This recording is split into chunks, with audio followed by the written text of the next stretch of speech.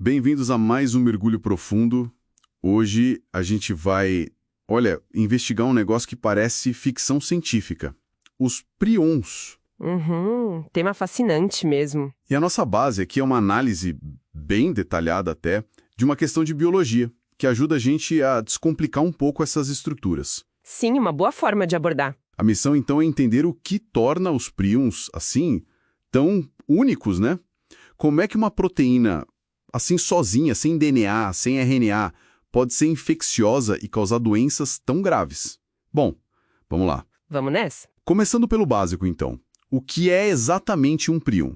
Porque não é vírus, não é bactéria, não é fungo, certo? Exatamente. É uma proteína. Ponto. Mas assim, não uma proteína qualquer, né? É uma versão mal dobrada, com uma forma errada, digamos assim, de uma proteína que a gente já tem no corpo normalmente. Ah, então já existe uma versão normal dela. Sim, existe a versão normal, a PRPC, principalmente nos neurônios. O prion é a versão defeituosa, a PRPSC. E o mais, surpreendente, zero material genético. Nem DNA, nem RNA, só a proteína mesmo. Caramba, só proteína. Mas aí, como ela infecta?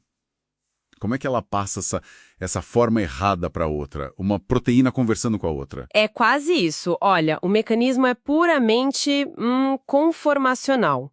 Pensa num efeito dominó molecular. Dominó. Como assim? A proteína prion anormal, a PRPSC, entra em contato com uma proteína normal, a PRPC, e aí por esse contato ela meio que induz a normal a mudar de forma também, a adotar a mesma forma defeituosa dela. Nossa. Funciona como um molde, sabe? Um molde que vai contaminando, entre aspas, as proteínas saudáveis, mudando a estrutura tridimensional delas, e aí elas se tornam patogênicas também. Que loucura. Um molde que se espalha. E essa corrupção em cadeia é que causa o estrago todo. Precisamente. Esse processo vai gerando um acúmulo, né?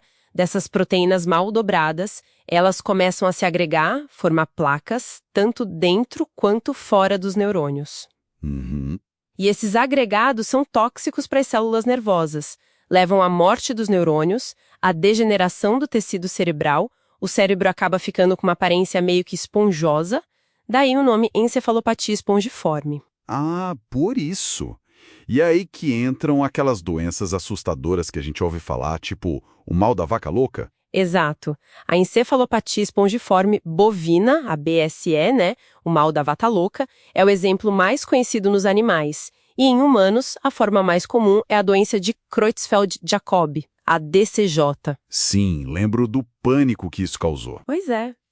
O que chocou todo mundo, principalmente lá na Europa, nos anos 90, foi quando descobriram uma variante da DCJ que estava ligada ao consumo de carne de vaca contaminada com os prions da BSE. Quer dizer que passou dos animais pra gente. E isso mostrou que essa barreira entre espécies podia sim ser cruzada. E as consequências foram trágicas, né?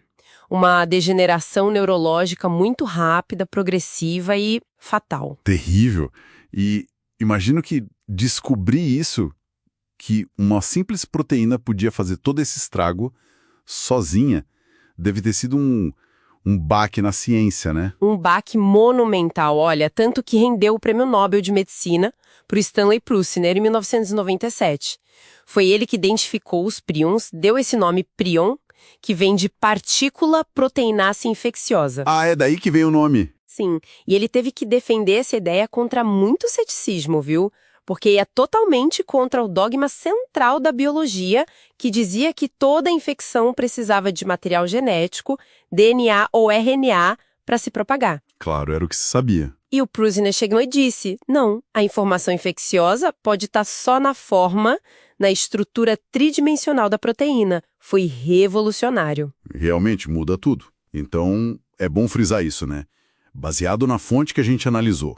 Prion é só proteína defeituosa. Não tem nada a ver com vírus, bactéria, fungo. Nada a ver. Nem é uma resposta do corpo, tipo um anticorpo que deu errado, nada disso. Corretíssimo. É fundamental fazer essa distinção. Não são organismos vivos, não têm código genético, também não são, tipo, resultado de uma toxina ambiental apenas ou um problema na digestão. São proteínas nossas, endógenas, que por algum motivo adotam essa forma errada, patogênica. E essa forma é transmissível, no sentido de que ela consegue induzir outras proteínas normais a fazerem o mesmo. A propagação é puramente pela forma, pela conformação. Entendi. Então, resumindo a ideia central, o que tudo isso significa, no fim das contas? Significa que a gente tem um agente infeccioso único, baseado só na forma de uma molécula de proteína. Uma molécula que, ao se dobrar do jeito errado, não só perde a função que tinha, mas ganha uma capacidade nova e terrível, a de converter outras, causando uma doença neurodegenerativa progressiva, implacável e que, infelizmente, até hoje a gente não tem cura. Ok, então, recapitulando para o pessoal.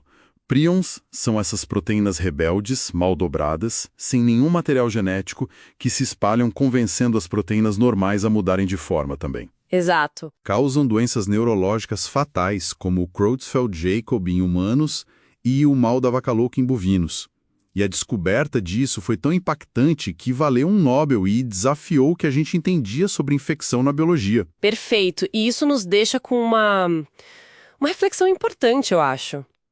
Os prions são um exemplo muito forte de como a biologia pode ser inesperada, né? Totalmente. A ideia de que a estrutura física, a forma tridimensional de uma molécula possa carregar e transmitir informação patogênica com tanta eficiência, sem precisar de um código genético, isso continua sendo um dos conceitos mais, revolucionários e desafiadores da ciência moderna. Fica a pergunta, né? Que outros mecanismos assim, inesperados, a natureza ainda pode esconder para guardar e transmitir informação? Exatamente. É um campo que ainda tem muito a ser explorado. Muito mesmo.